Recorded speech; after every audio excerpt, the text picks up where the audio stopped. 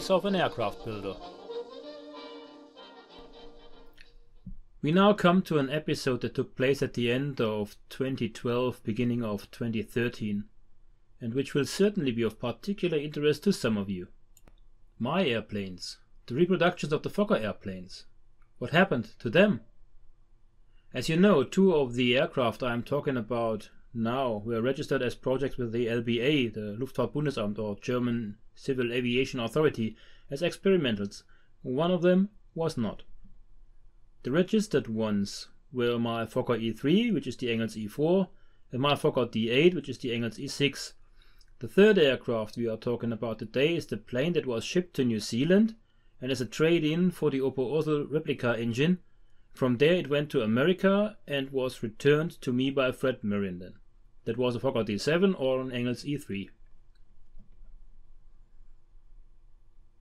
I was slowly but surely running out of space here. Everything was stowed away, but walking was hardly possible, and so a future had to be found for these aircraft. It wasn't difficult to find interested parties. As a matter of fact, within a very short space of time, several people came forward who wanted the planes. I was not sure where they knew from that they would be available. However, the ideas between the interested parties were very different. It was quite bizarre. But the rumor mill was buzzing and unbelievable offers came in. There were even people who wanted to make me believe that they wanted to save my planes from the supposedly imminent seizure and take them safely abroad. They were probably hoping I would bite and they could get a cheap bargain. Some even had such strangely precise insider knowledge that I could almost assume that there were well-known figures behind them who were now trying to make a big score. But that was just my impression. There were sums involved here that could make you dizzy. On the other hand, there were offers that I could have really done with. On the other hand, absolutely ridiculous figures were quoted because they thought I was under some kind of pressure. One of the good offers was particularly tempting, but I turned it down straight away. Someone wrote to me and sent me numerous photographs of a Bf-109E. We talked for a while and his suggestion was that I should gradually complete all the airplanes I had under construction. I would then hand them over to him and he would give me the 109 in exchange.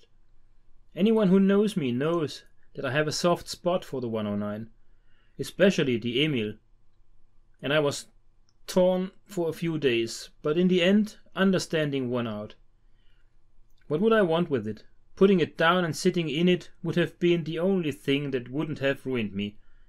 And I could do that with my own airplanes. I made numerous phone calls to Jerry Jagan also and his Fighter Factory collection. We talked for a long time, and he was particularly interested in the E3 and wanted to buy it at a good price. It couldn't be bought because I had decided not to touch any more money. Money was poison and almost landed me in prison, even though I never wanted it. I was and still am convinced that you have to keep your hands off it. Money will bring us all to ruin. So, despite all the well-intentioned conversations with Jerry, I couldn't come to terms with his very fair offers. There had to be another way that could be taken there. One of the most interesting people to talk to about this was Andrew Carter from a new Australian group called the Australian Vintage Aviation Society, or TAVAS for short. Andrew Carter was very ambitious and wanted to set up a flying museum in Australia. I liked him a lot. He had already brought together a number of aircraft, including their owners, and operated a Fokker triplane himself, which he was able to buy as a replica for himself in America, as I understand it. He would have liked to take my airplanes in, and I would have loved to have them there to support his cause.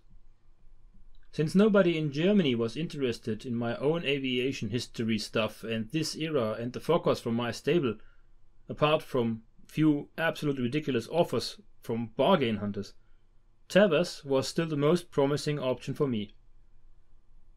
But Andrew Carter also wanted to buy. It was no use because Engels didn't want to sell.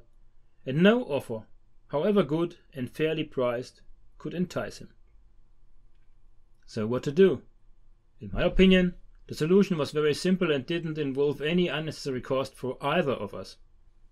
My proposal was as follows. TAVAS gets my airplanes for free use for a period of time to be determined.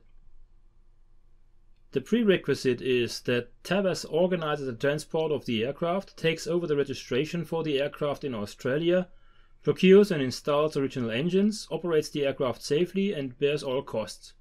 In return, the aircraft were to be repatriated to Germany at a specific date with the engines and their Australian flight certification.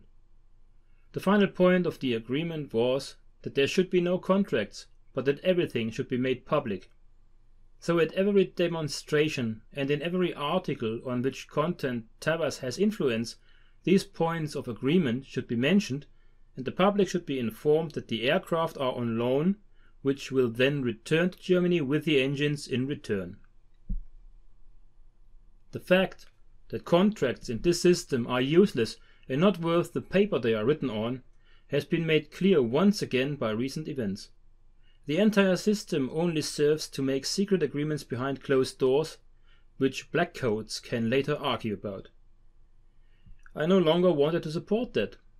If the public knows what the points of the agreements were, nobody can say anything else, and it was only a couple of sentences which would be difficult to twist afterwards. Andrew Carter agreed to this and communicated it on his website and in internal newspaper articles that were published about it. Nevertheless, he insisted on confirming his word of honor in writing by sending me a document explaining who the aircraft belongs to. The whole thing was countersigned by the people responsible at TAVAS. As I said, this was not important to me, as the public announcement of the facts was enough for me. It was important to him, and he insisted on it. Man's will be his kingdom, and it was also a nice gesture, of course. To cut a long story short, the containers were delivered and the 3 airplanes were packed in them. It was a great job and lots of fun, and Alexandra and Franz Josef also helped a lot with it. The planes were on their way, and I had space in my rooms again. A few articles then appeared about the airplanes, including the first flights there in Australia, which I will be happy to show in the next episodes. It was also important for the registration of the aircraft in Australia that I delivered all registration relevant documents to Australia and obtained another written declaration from the German Civil Aviation Authority, the Luftfahrtbundesamt, that the registration process in Germany had not been completed. This was probably important, as the German certification would apparently have caused problems with the certification in Australia.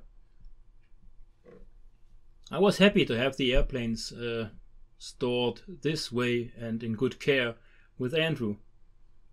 It was more important to me to get them into the air and to show them to people flying than to let them rot in my house out of mistrust, after I had considered the option of burning them but rejected it already.